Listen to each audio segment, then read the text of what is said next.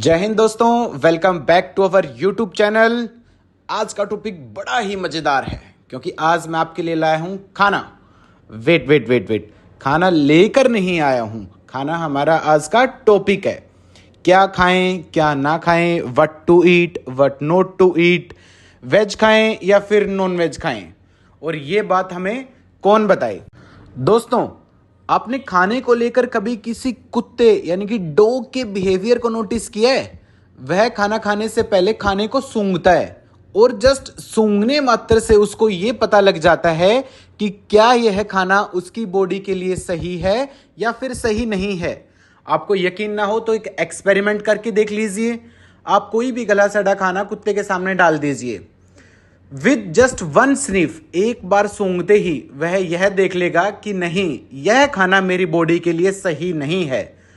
तो मेरा क्वेश्चन आपसे यह है कि जब एक कुत्ता, एक डॉग खाने को लेकर इतना कॉन्शियस हो सकता है, तो हम इंसानों की कॉन्शियसनेस को क्या हो गया है। डॉक्टर्स के पास भागे भागे हम जा रहे हैं कि हम क्या खाएं क्या ना खाएं। फूड कंपनीज अपने प्रोडक्ट्स को बेचने के लिए हमें बता रही हैं कि आप ये डाइट लीजिए, आपकी हेल्थ अच्छी हो जाएगी। There are an number of dieticians in the market जो सुबह से लेकर शाम तक प्लान करते हैं कि ये हमारी डाइट होनी चाहिए, आप ये खाइए, इससे आप हेल्दी रहेंगे। आपको नहीं लगता दोस्तों कि यह हमारी कॉन्शियसनेस, जागरूकता के लिए एक बड़ी ही शर्म की बात है?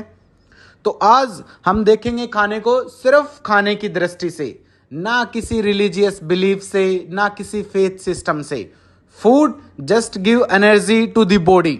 चलिए समझते हैं फूड एंड ह्यूमन बॉडी का बेसिक मैकेनिज्म।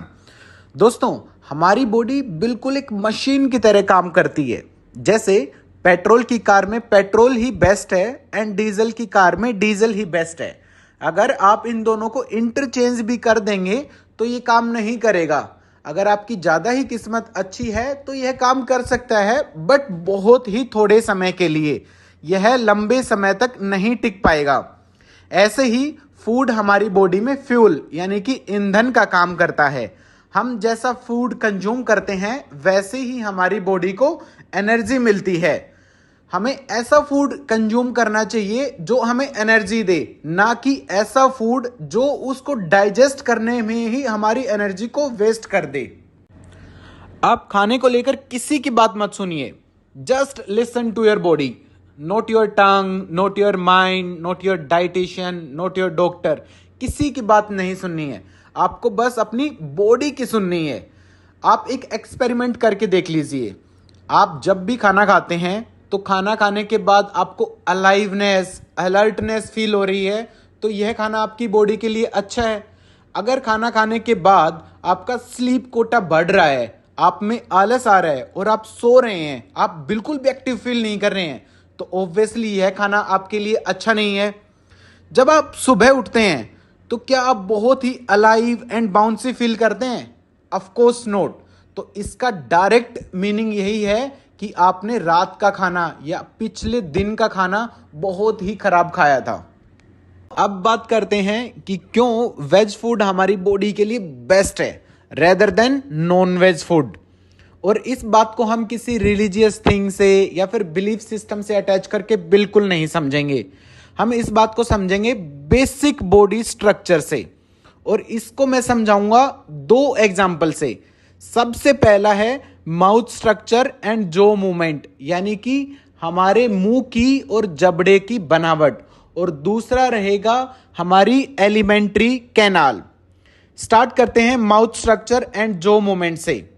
दोस्तों, इस दुनिया में जितने भी कार्निवोरस एनिमल्स हैं, यानी कि जितने भी मांसाहारी हैं, जैसे टाइगर, लायन, डॉग, इन सब के पास कटिंग एक्शंस होता है। आपने इनको कभी न कभी जू में या मूवीज में तो पक्का देखा होगा। तो आपने कभी नोटिस किया है, ये खाने को कट करके खाते हैं और इनका खाना पेट में जाकर डाइजेस्ट होता है। जबकि जितने भी हार्बिवोरस एनिमल्स हैं, सबके पास कटिंग एंड ग्राइंडिंग एक्शंस दोनों होते हैं। जैसे हम लोगों को देख लीजिए, हम खाने को कट भी कर सकते हैं और चबा कर भी खाते हैं, क्योंकि हमारा डाइजेशन हमारे माउथ से ही स्टार्ट हो जाता है। आपने सुना भी होगा कि खाने को 32 बार चबाकर खाना चाहिए, क्योंकि हमारे मुंह के अंदर सलाइवा होता है और सलाइवा में बहुत सारे एंजाइम्स जो कि खाने को डाइजेस्ट करने में हमारी हेल्प करते हैं। बढ़ते हैं दोस्तों हमारे दूसरे एग्जाम्पल की तरफ, दैट इज एलिमेंट्री कैनाल।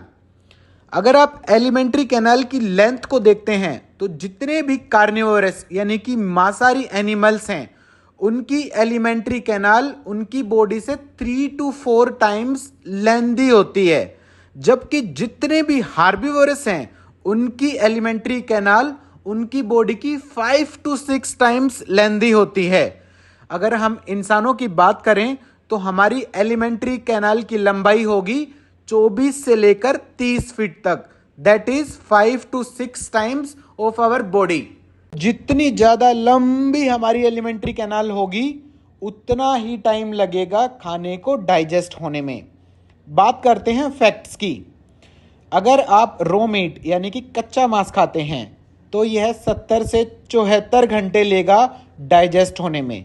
अगर आप कुक्ड मीट यानी कि मांस को ही पकाकर खा रहे हैं, अच्छे से पकाकर, तो यह कम से कम 50 से 55 घंटे लेता है डाइजेस्ट होने में। अगर आप कुक्ड वेजिटेबल्स यानी कि पकी हुई सब्जियां खाते हैं तो यह 20 से 30 घंटों में डाइजेस्ट हो जाती है। और अगर आप रो वेजिटेबल्स यानी कि कच्ची सब्जियां खाते हैं तो 12 से 14 घंटे में डाइजेस्ट हो जाती हैं।